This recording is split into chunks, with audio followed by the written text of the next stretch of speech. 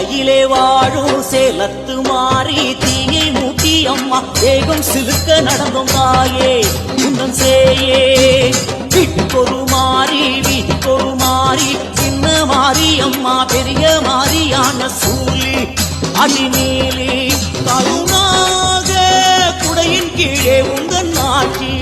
அருள் தேசம் ஆள வந்த மகராசி